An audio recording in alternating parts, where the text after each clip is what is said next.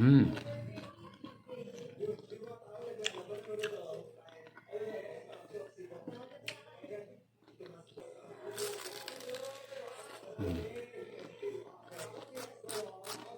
Crunchy.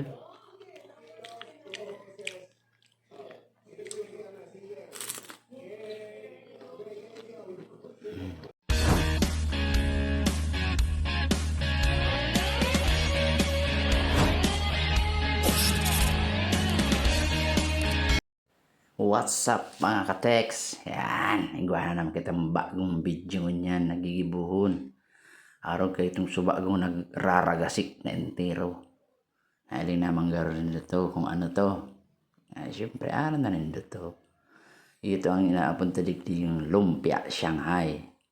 Yan, naiiling nindo dyan sa screen. Yan ang sa itong mga agaramiton sa pagluto. Yan, naiiling na nindo kung ano yan. O, siyempre, dahil mawawala dyan, carrots, tapos sibuyas, siyempre may bawang, siyempre gigirisun tayan, papasara ditong tayan, tapos igwa pa yaning bell pepper, yan. Pag nagkagiris na to, ini pang dahon kang sibuyas or onion leaves, igwa kita kayan dyan. And siyempre, para mas malasa, igwa kitang ilalaag na kinchay. Gigirison ta lang yan. Yan. Ayan o, mabilis lang maggiris. Pag nagiris ta na, ihalo ta na siya sa satuyang giniling na karne. Iabaan na pati ang pagkabarato kang giniling o niya na karne. Marami na ang pagbarato, 400 na ang kilo. Pero di bali, magibo kita kaning paborito tang pang merindalan sa kapanira. Yan. Pag katapos na magkagiris na si mga ingredients, mga panghalo, ibubuktak na siya dyan sa satuyang giniling na karne.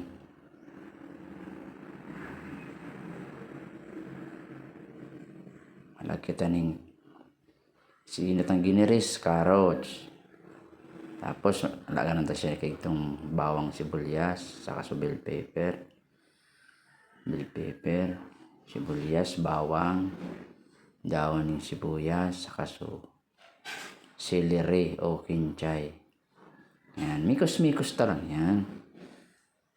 Ang paggigibo po kaya kayan, dahil yung pigugumsa, mikos-mikos lang yan. Pwede yan kamuton, kung gusto mo, magugas ka lang naning kamot, tapos kamot-kamuton mo, pwede yan. Pero dahil mo pag gumsaon ang karne, tangari, dahil man siya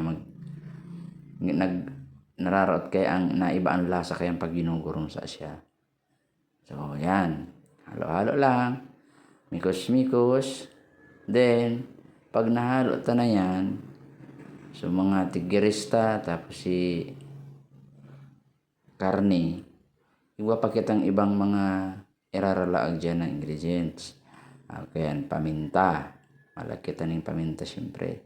So mga pampalasa na iraralaag tayo dyan. Yan. Paminta. Dikit lang, mga sarong pala lang. Gago!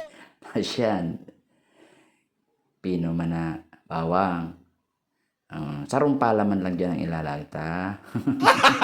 Gago! Tapos yan, araw ko yan. Rimati si duwa kong sugok. Linag ko dyan. Oh no! Na yan. Duwang sugok lang po ang linag ko dyan. Iyo man ang sugok ko digdiyo. Yan. Duwa. Tapos, pag pigmikos-mikos ta na yan, lalagan nata siya ning sarong sachet lang na powder na gatas.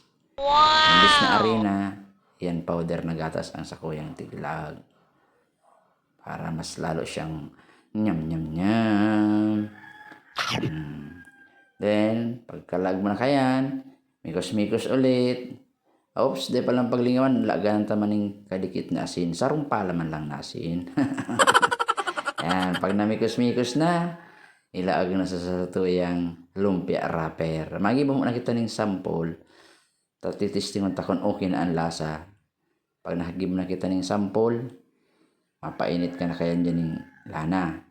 Pero yan, siyempre magibo-gibo ka muna ng sample nga ni tangarig.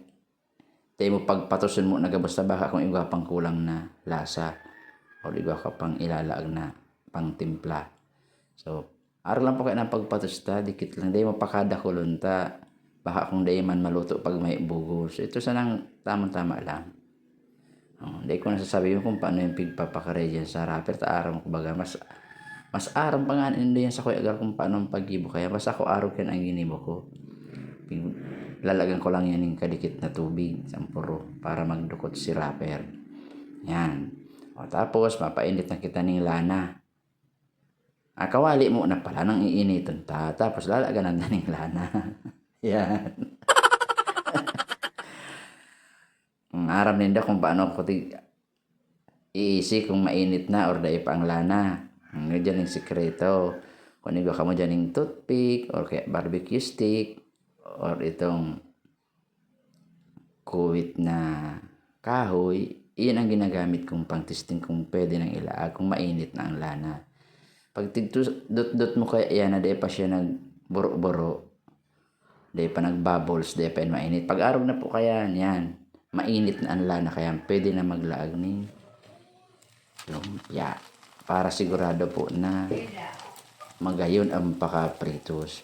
Yan nga ni ginibo ko dyan, tas sampul pa man lang yan. Kaya araw lang kaya ang lana, dikit lang. Pero kung gabusan ng luluto, dakul, mas magayon po kung deep fry. Mas dahol ang lana. Yan, balik-balik lang, balik-balik. Tapos pag nag-golden brown na, waso na, baka kung matutong naman. So pag araw na kayan, haliw na sa lana, dahil pag paitumunta, makanus po pag natutong. So, siyempre, dahil mawawara ang pagnamit. Yan, yun na po yan. Sige, nibutang inot. Si Ansa nang sira. Entero nagraraga mo. Pa-share na lang po para mailing kang iba kung si mga day pa dyan tatao mag-ibo kang lumpia. Iyon na po nang pwede nindong arawan ng recipe na ini. Sigurado po tuwal ang laog kang sa indong kaldero sa maluto. Remate yan. Pa-like and share na lang po. Salamat. Bye-bye.